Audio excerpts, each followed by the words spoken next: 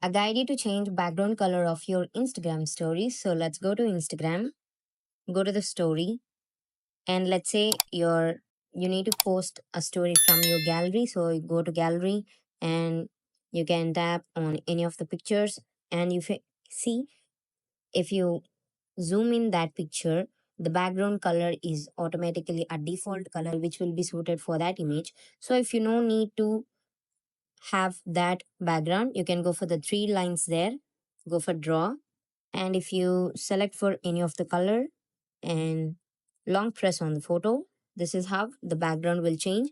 And after that, you can go for the sticker option there, you can go for the photo, and you can select any of the photos, and you can move them wherever you want, and you can change the background like this. So if you don't want this, again you can go to the create option.